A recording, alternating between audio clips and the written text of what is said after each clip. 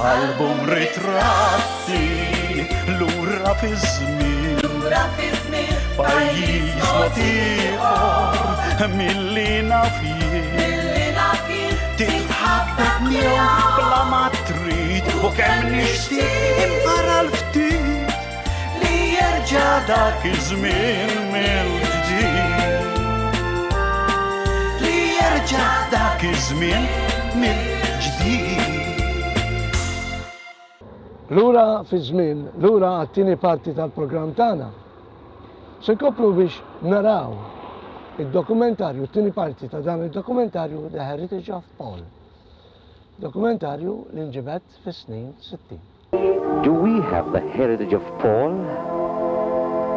For a Maltese family, its greatest honor is to have a priest, to offer a priest to God.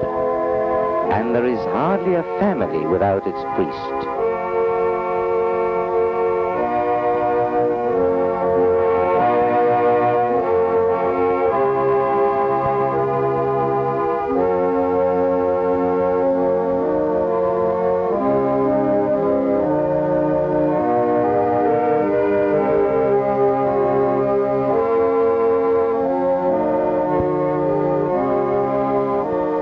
Young men, proud of their heritage, faithful to the call, kneel before God to be ordained ministers of Christ.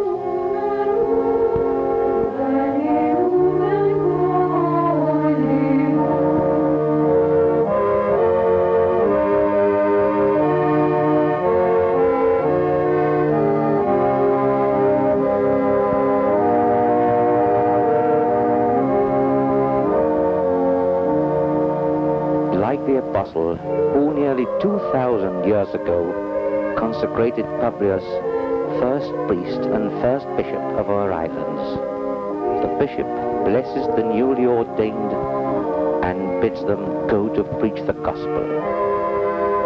He reminds them that like their forefathers, they have been entrusted with the heritage of Paul.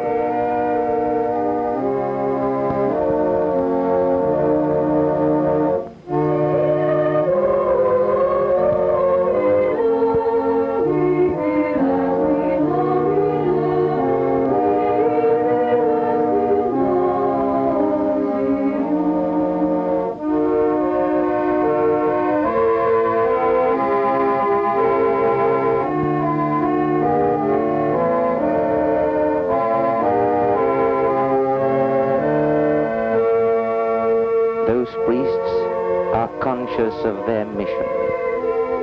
They know that their duty as other Christs is to imitate Paul just as he imitated Jesus. With the Holy Ghost ever present in them, they give themselves wholeheartedly to the souls entrusted to their care, to teach them and bless them, comfort them and forgive them, to help them retain Paul's heritage.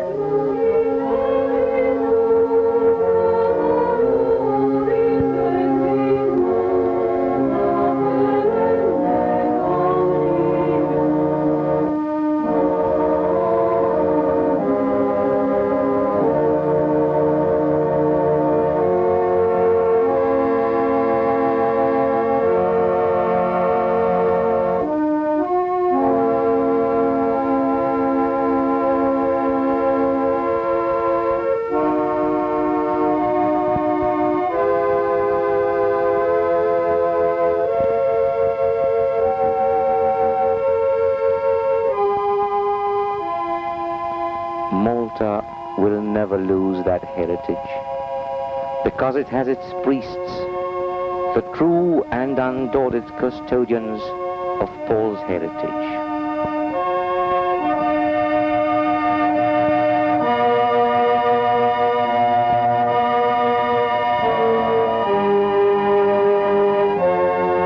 And that heritage will not be lost because it is deeply rooted in the family. Fortified and enlightened by the teachings of Paul, man and wife are joined together, blessed by the minister of God, to raise families worthy of their noble and holy heritage. It was the apostle who taught us that a man must love his wife as Christ loves his church.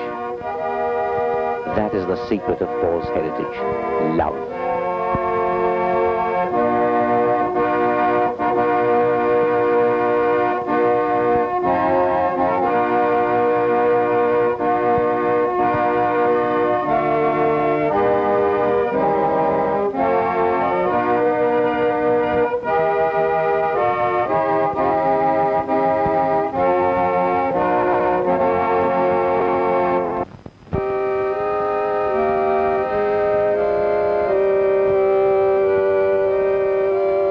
The most eloquent proof of the heritage which St. Paul left us is the spirit of charity, without which, as he himself taught us, no virtue has any value. That spirit of charity is evident in the noble hearts of the Maltese, who are taught since childhood to see Christ in the poor, in the afflicted, in those who suffer from hunger, persecution, and injustice. Orphans are cared for by nuns and priests who devote themselves entirely to the innocent children under their care.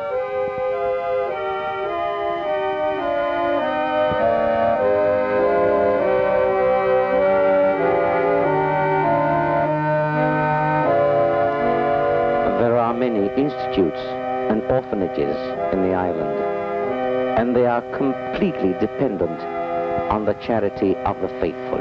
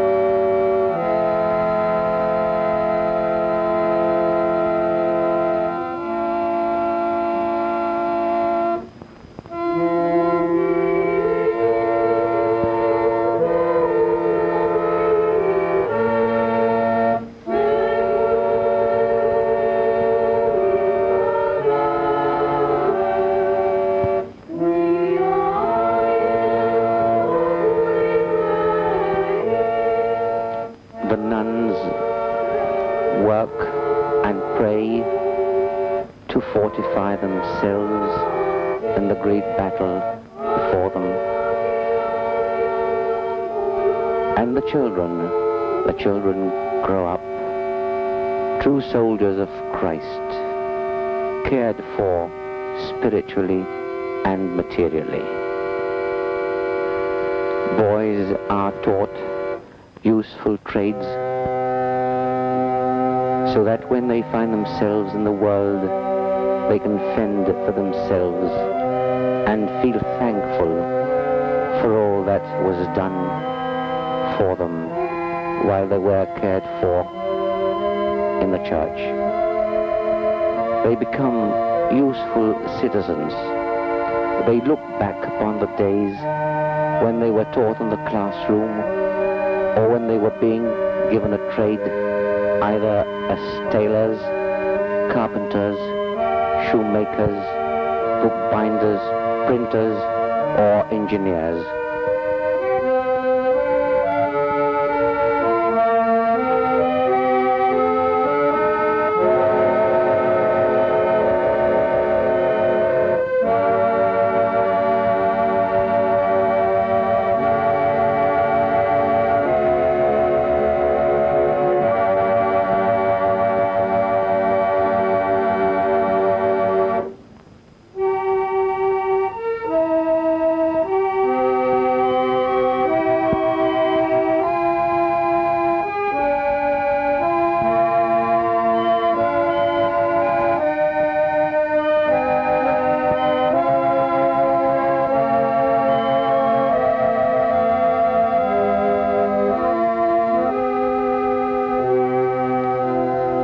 every care is taken, not only to teach those children, but to specialize them in the field of work they all choose freely for themselves. The teachers, whether priests or laymen, spare themselves no efforts to make them grow up useful, good citizens.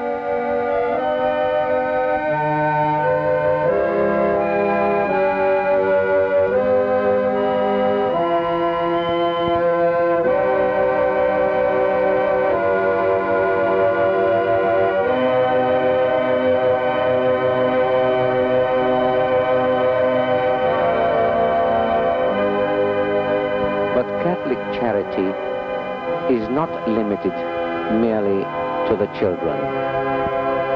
There are the old people and the aged.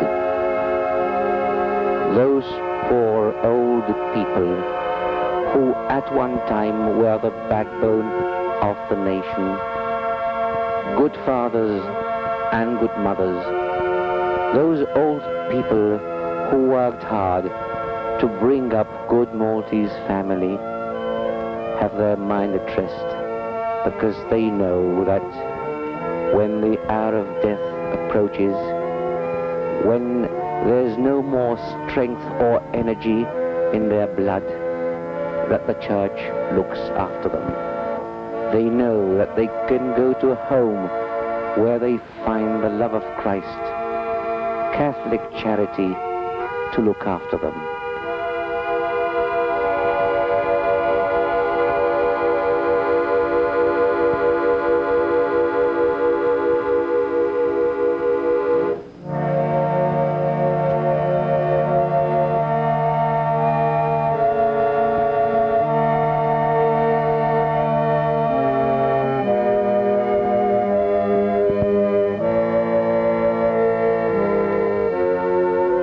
How is charity kept alive?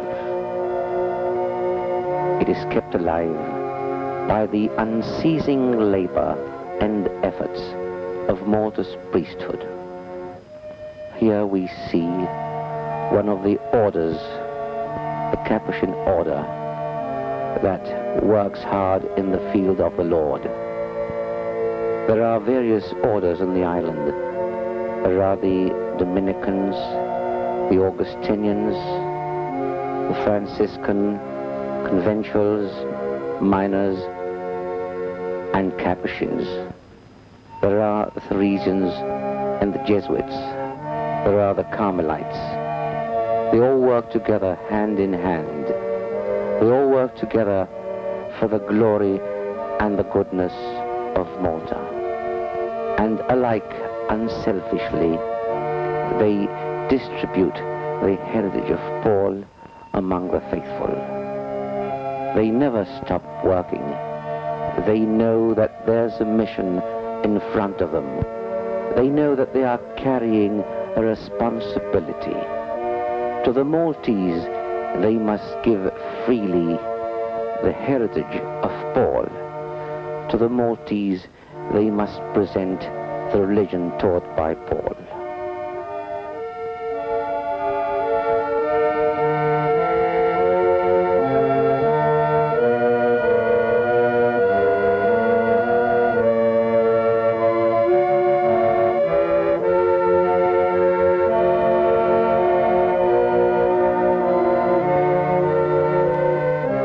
At the end of the day, they fortify themselves in holy prayer and meditation. And a favorite subject is always the charity taught by St. Paul.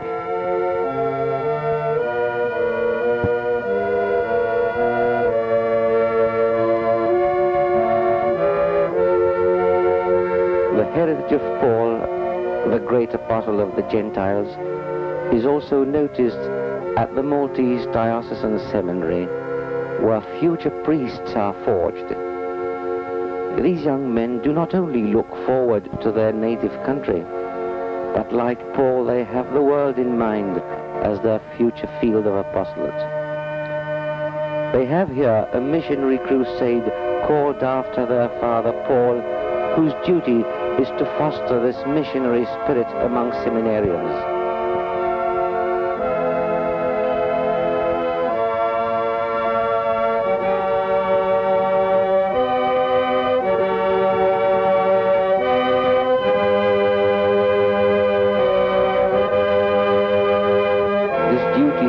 By means of every kind of work, but especially by providing missionary reviews and books which the seminarians see and enjoy in their leisure time. They read and discuss missionary problems and consult themselves with their superiors, so that one day they may be able, on the example of Paul, to fulfill this mandate of Christ: go and preach the gospel to every creature.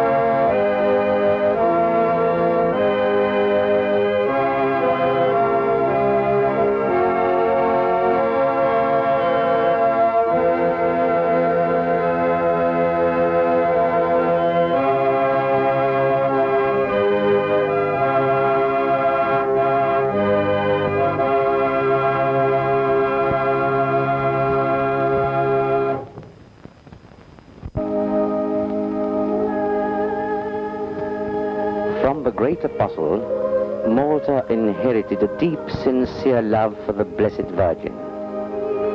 St. Luke, who accompanied the apostle to our shores, according to tradition, painted an image of the Mother of Christ, still in existence and venerated at Malta Church. The Maltese loved the Divine Mother, and that love was passed on from generation to generation.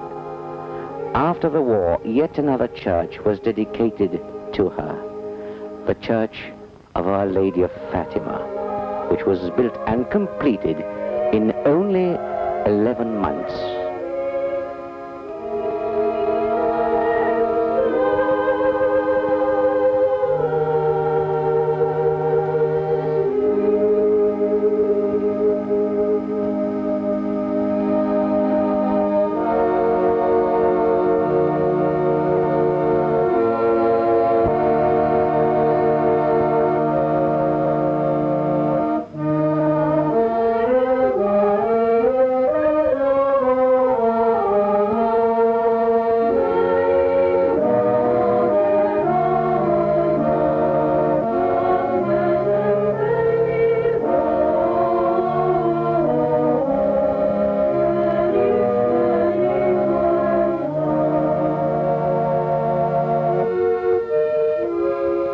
Church now has become a center of devotion, a center of love. In 1942, Malta was littered with bombs. The Germans had decided to reduce the island, and especially the dockyard area, to a heap of rubble. But they were not aware that Malta was kneeling at the feet of the Blessed Virgin. The precious statue of the Immaculate Conception was carried to safety to Birkirkara's parish church. The Reverend Chapter of Cospicua made a vow that if their church would be spared, they would carry back the statue to Cospicua in a triumphal pilgrimage. The three cities were made a target and bore the brunt of the blitz. Day and night bombs rained on Cotonera. Houses were destroyed, people killed or rendered homeless. Terror reigned everywhere. But the Church of the Immaculate Conception was untouched. Not one house, not one room around it was spared. Yet, as if the Blessed Virgin had spread her protective hands on the sanctuary, the Church of Cospicua, pride of the citizens, remained unscathed.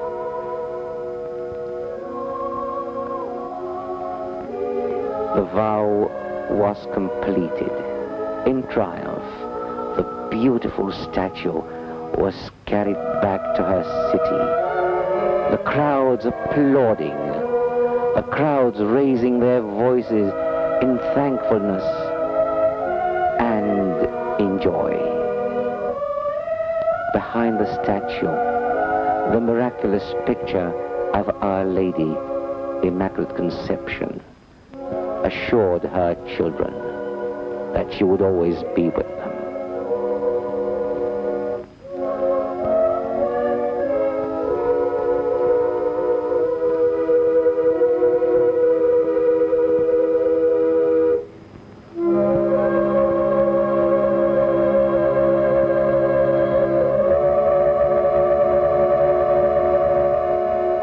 And there stands the church which was spared because the Blessed Virgin was there.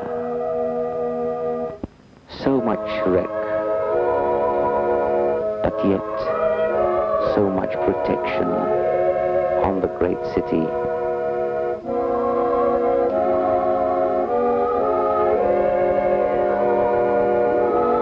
And on the 8th of December, conspicuous celebrates the festivity of the Immaculate Conception. The beautiful statue is carried processionally, and while hearts are uplifted in prayers, the children express their gratitude for her benevolence and protection. Never did a queen pass among her loyal subjects in greater triumph. Never was a mother acclaimed with more love and devotion. Yes, Malta belongs to Mary. Malta will always seek refuge and protection at her feet.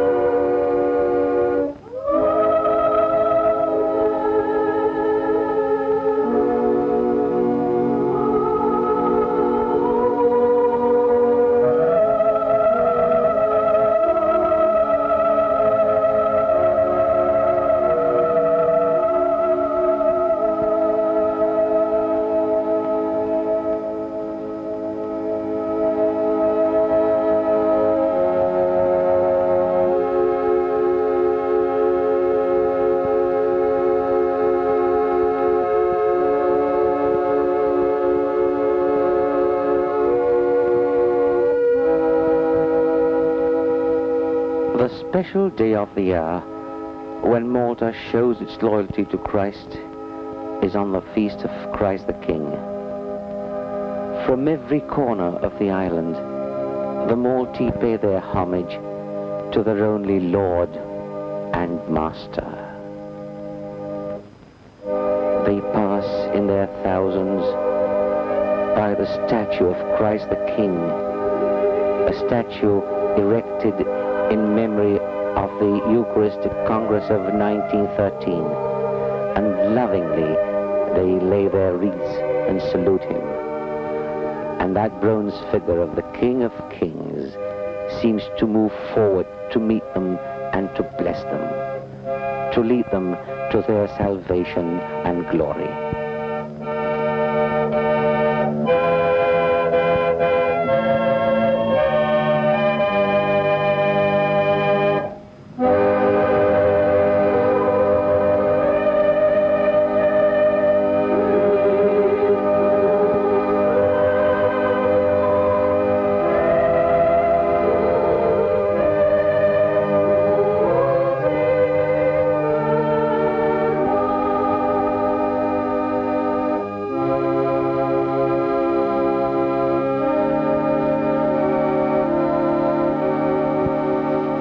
Malta is so proud of its religion, so proud of its heritage. Once a year, on the 10th of February, Valletta, the capital city, celebrates the festivity of the great apostle Paul to show its pride in the heritage he left. And while his statue processionally passes along the crowded streets, while bells peal joyfully. The enthusiastic crowds give vent to their feelings in shouts of "Hail St. Paul! Hail Great Apostle!"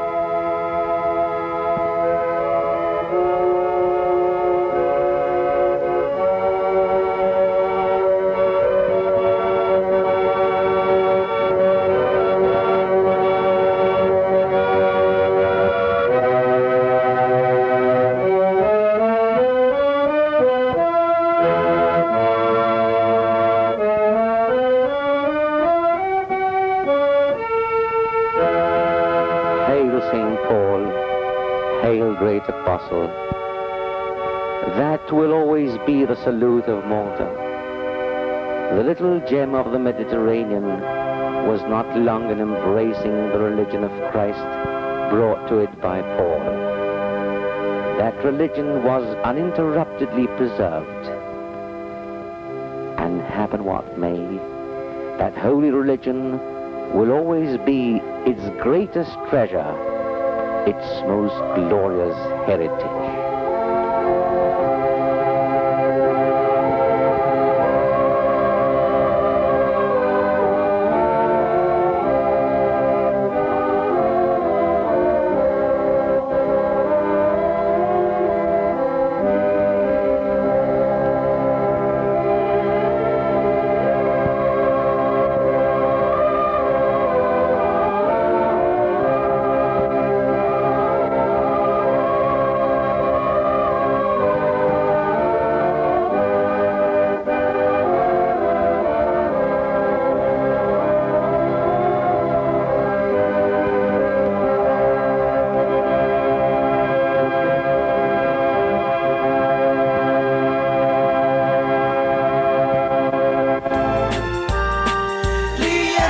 ذاك الزمن من جديد.